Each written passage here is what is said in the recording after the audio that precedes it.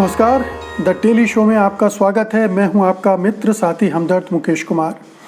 दोस्तों, आप सत्य हिंदी को देख रहे हैं, लगातार पसंद कर रहे हैं, ये हमारे लिए बहुत खुशी की बात है।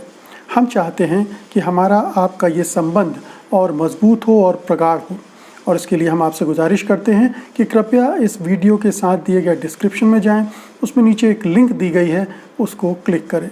हमें उम्मीद है कि आप ऐसा ज़रूर करेंगे। तो आइए अब शुरू करते हैं आज का द डेली शो।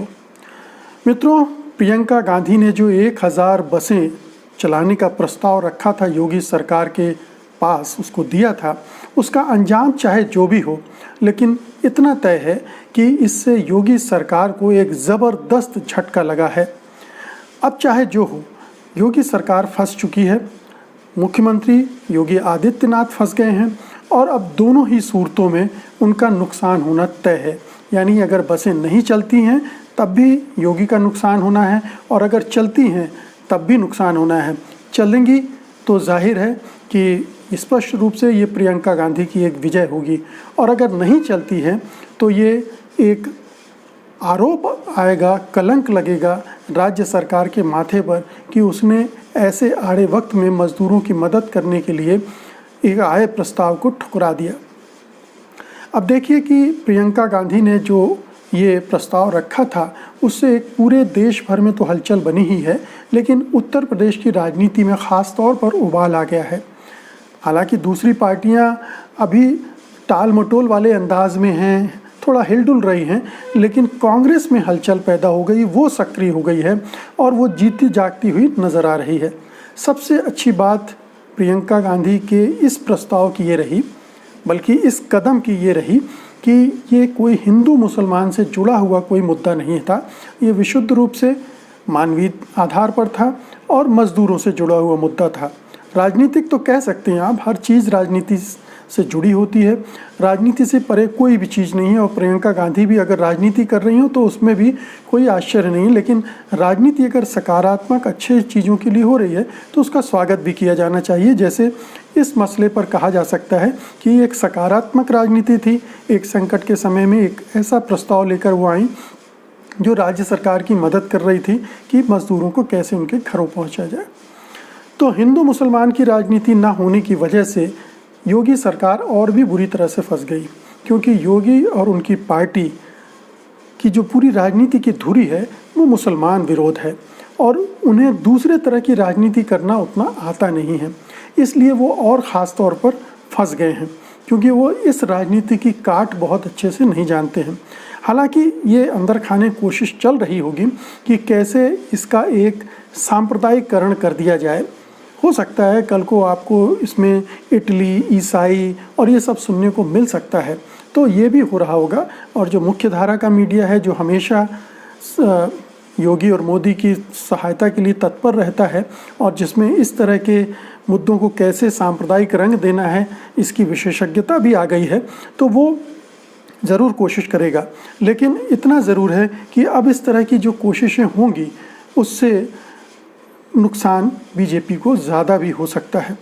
फिर ये भी कोशिश हो सकती है सत्तारूढ़ दल के द्वारा, चाहे वो उत्तर प्रदेश की सरकार हो चाहे केंद्र की सरकार हो, कि किसी तरह से गांधी परिवार को दोबारा से रॉबर्ट वढेरा या इस तरह की कोई चीज़ में फंसा दिया जाए, उलझा दिया जाए, जिससे इससे जो उनको गेन हो रहा है इस पॉलिटिक्स से वो ना होने पाए। केंद्र सरकार के पास तमाम एजेंसियां हैं, सीबीआई कहीं भी छापे मार सकती है, किसी को भी अरेस्ट कर सकती है, इनकम टैक्स के छापे पड़ सकते हैं, तो इस तरह से ध्यान बटाने की भी कोई टैक्टिक्स आजमाई जा सकती है। लेकिन इतना ज़रूर है कि इस पूरे मुद्दे ने एक्सपोज कर दिया है योगी सरकार को, उसको बेपर्दा कर दिया है, क्योंकि मज़दूरों को घर पहुंचाने के मामले में उनकी सरकार अभी तक कुछ भी ठोस नहीं कर पाई। 2 महीने से मज़दूरों की क्राइसिस चल रही है, जगह जगह से मज़दूर पैदल जा रहे हैं, और सबसे ज़्यादा हम जानते हैं कि यूपी बिहार के ही मज़दूर हैं जो बाहर काम करने जाते हैं। तो यूपी के मज़दूरों की बड़ी तादाद है जो लौटना चाह रही है, लौट रही है, लेकिन उसको राज्य सरकार से कोई मदद नहीं मिल रही है। जो केंद्र सरकार ने ट्रेनें भी चलाईं वो भी बहुत बाद में जाकर चलाईं, लगभग 2 महीने बाद। तो जाहिर है कि केंद्र सरकार की तरफ से कोई मदद नहीं मिली, राज्य सरकार की तरफ से कोई मदद नहीं मिली, और बल्कि रुकावटें ही खड़ी की गई। अब जैसे इस मुद्दे को ले लीजिए, जो प्रियंका गांधी की पेशकश थी, उन्होंने 1000 बस चलाने का प्रस्ताव रखा। 2 दिन योगी सरकार ने उसमें सोचने में लगाए, फिर हाँ कहा, और जब प्रियंका गांधी ने बसों की कतार लगा दी तो कहा गया कि इनको फिटनेस टेस्ट के लिए आप लखनऊ लाइए।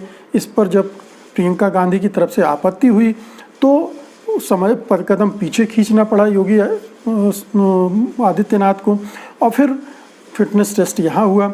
उसके बाद जब चलने की लगा कि अब चलेंगी बसें, तो उन्होंने एक नया बखेड़ा खड़ा कर दिया कि इस सूची में बहुत सारे नंबर जो हैं वो फर्जी हैं या वो ऑटो रिक्शा वगैरह के हैं, वो बसों के नंबर नहीं। इसके बावजूद करीब 800 बसें ऐसी थी जो बिल्कुल ठीक ठाक थी, उनको चलाया जा सकता था।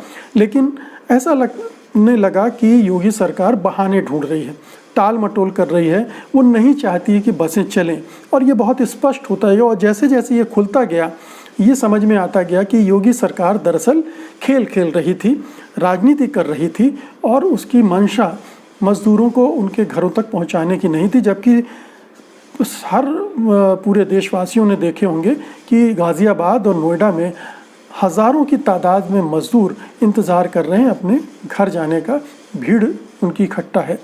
लेकिन योगी साहब को ये पसंद नहीं आ रहा था कि प्रियंका को इससे कोई माइलेज मिले, कुछ राजनीतिक फ़ायदा मिल जाए, इसलिए वो इसमें लगातार पंगेबाजी कर रहे थे। इसी के तहत फिर उन्होंने एक FIR भी दर्ज करवा दी प्रियंका के सचिव के खिलाफ भी, और उत्तर प्रदेश के जो कांग्रेस के अध्यक्ष हैं उनके खिलाफ भी। और ये भी ये साबित कर रहा है कि ये सरकार किस हद तक जा सकती है। मतलब ये क्षुद्रता की, नीचताई की हद है कि आप एक छोटे से मसले को इस तरह से बना रहे हैं। अब इन बसों के चलने न चलने से किसको आर्थिक फ़ायदा हो रहा था कि फ्रॉड करने जाएगा, कि इसको किसी को इसमें करप्शन दिखने लगा और 420 दिखने लगा। तो इसमें जिस तरह से उत्तर प्रदेश सरकार ने काम किया उससे और भी लगा कि वो एक लोकतांत्रिक ढंग से काम करने वाली सरकार नहीं है, एक अहंकारी और सर्वसत्तावादी सरकार है जो अपने अधिकारों को दुरुपयोग करने के लिए आगे आ रही, चाहे वो पुलिस का हो, चाहे प्रशासन का हो, और चाहे अपनी राजनीति का हो। तो जो भी अधिकार उसके पास है उसका दुरुपयोग कर रही है। इसका सदुपयोग भी कर सकती थी वो मज़दूरों के लिए। अव्वल तो योगी सरकार को जब प्रस्ताव मिला था प्रियंका गांधी का, तो उन्हें धन्यवाद कह के उसके मना कर देना था और अपनी तरफ से इंतज़ाम कर देना था, क्योंकि उनकी पार्टी, उनकी सरकार इसमें सक्षम है। अथाह पैसा है बीजेपी के पास इस समय, किसी भी पार्टी के मुकाबले 20, 40, 100 गुना पैसा है, और वो 1000 बसें, 2000 बसें इंतज़ाम करना उसके लिए कोई बड़ी बात नहीं थी। तो वो ये कर सकते थे, लेकिन उन्होंने ऐसा करने के बजाय प्रियंका गांधी को कोई सबक सिखाने की मंशा से खेल खेलना शुरू किया, और उस खेल में वो खुद ही उलझते गए, फंसते गए, और अब ये नौबत आ गई है कि उससे निकल पाना उसके लिए मुश्किल हो रहा है।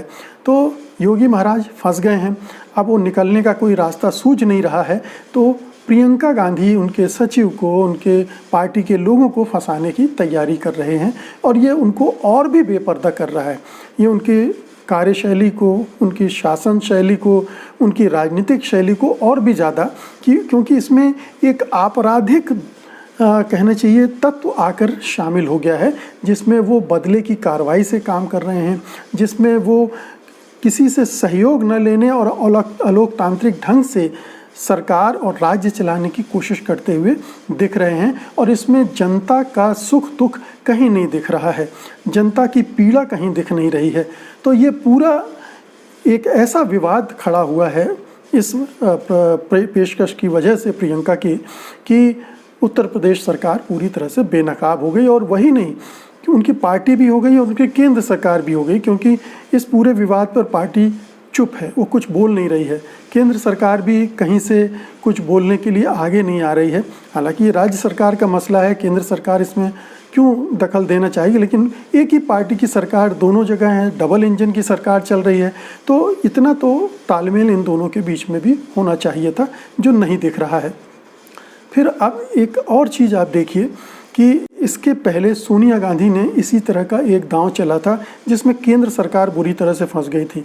सोनिया गांधी ने जो मज़दूर लौट रहे हैं उनके रेल किराया देने की बात कही थी अपनी पार्टी के फंड से, और उसके बाद पूरी केंद्र सरकार उलझ गई और उससे जवाब देते नहीं बना, क्योंकि मज़दूर तो टिकट लेकर ट्रेन की सवारी कर रहे थे, वो टिकट दिखा रहे थे कि हमने किराया दिया है, और केंद्र सरकार शुरू में कह रही थी कि नहीं हम तो किराया ले ही नहीं रहे। बाद में फिर दूसरे बहाने आए, फिर तीसरा आया, फिर चौथा आया कि हम 85% तो हम दे रहे हैं, जो कि गलत था। वो भी उसका स्टेटमेंट गलत था, ये टिकटों से साबित हो चुका है। तो केंद्र सरकार भी एक्सपोज हुई है, राज्य सरकार भी एक्सपोज हुई है, और ये पूरा जो बीजेपी का जो मज़दूर विरोधी चरित्र है, मज़दूर विरोधी रुख रवैया है, चेहरा है, वो पूरी तरह से लोगों के सामने आ गया है। अब इस एक्सपोज होने से इस तरह से बीजेपी के, इसका राष्ट्रीय राजनीति पर कोई असर पड़ेगा या नहीं पड़ेगा ये अभी कहना मुश्किल है, क्योंकि ये छोटे छोटे एपिसोड हैं जो कभी कभी बड़े भी बन जाते हैं, मदद भी करते हैं, और कभी कोई बड़ी घटना आने पर फुस भी हो जाते हैं, शांत भी हो जाते हैं। लेकिन ये है कि इनका असर लोगों के दिलो दिमाग पर होता है। उन मज़दूरों के दिलो दिमाग पर तो होगा ही जिनको इन बसों से जाने का मौका नहीं दिया गया, जिनको जाने में तरह तरह की दुश्वारियां, रास्ते में बाधाएं खड़ी की गई, परेशान किया गया। फिर आपको याद होगा कि औरैया में अभी एक दुर्घटना हुई थी मज़दूरों की, जिसमें कई मज़दूर मारे गए थे, उसमें कुछ मज़दूर झारखंड भी थे। तो उन मज़दूरों के शवों को जिस तरह से योगी सरकार ने ट्रक में कूड़े की तरह डालकर भेजा, उससे झारखंड सरकार भी बहुत आग बबूला हुई है, और लोगों ने वो विजुअल भी देखे कि उन शवों को किस तरह से भेजा गया है। तो इस घटना ने भी बीजेपी और उसकी सरकार के मज़दूर विरोधी रवैये को उजागर किया है। ये तमाम चीज़ें हैं जो इस पूरे कोरोना संकट के दौरान बीजेपी की कार्रवाई, बीजेपी की नेतृत्व शैली और बीजेपी की नीति और चाल चरित्र चेहरे को बहुत साफ ढंग से सामने ला पाई है। इससे बीजेपी कैसे लड़ेगी? उसी अंदाज में लड़ेगी, हिंदू मुसलमान भारत पाकिस्तान करने के अंदाज में लड़ेगी, या अपना रुख बदल के मज़दूरों के प्रति ज़्यादा संवेदनशील हो जाएगी, उनका ज़्यादा ख्याल रखेगी, मज़दूर विरोधी जो कदम वो लगातार उठाए जा रहे हैं उनको रोकेगी? ये अभी आने वाले दिनों में दिखेगा। लेकिन जो अभी तक बीजेपी और उसके नेतृत्व का चाल चरित्र रहा है, उससे ये उम्मीद नहीं बनती है कि उनका रवैया एकदम से बदलेगा, और नहीं बदलेगा तो ये उनके खिलाफ जाएगा, क्योंकि अब पूरे देश में इस तरह से मज़दूरों ने जो पीड़ा भुगती है इस संकट के दौरान, और उनके साथ जिस तरह का व्यवहार केंद्र की सरकार ने और बीजेपी शासित राज्यों में बीजेपी की सरकार ने, बल्कि कुछ दूसरे शासित राज्य हैं वहाँ की भी सरकारों ने मज़दूरों के साथ कोई बहुत हमदर्दी वाला रुख नहीं अपनाया है, तो वहाँ भी इनके खिलाफ एक माहौल बनेगा, और इसका असर आपको आने वाली राजनीति में भी दिखेगा। तो कुल मिलाकर ये एक छोटा सा एपिसोड यूपी वाला था, पहले एक सोनिया गांधी वाला था, और फिर राहुल गांधी जिस तरह से मज़दूरों से बात करते हुए दिखे, ये तमाम जो चीज़ें हैं इनको मिलाकर एक कोलाज बनाएंगे आप तो पाएंगे कि कांग्रेस अपनी एक नई रणनीति बनाते हुए देख रही है।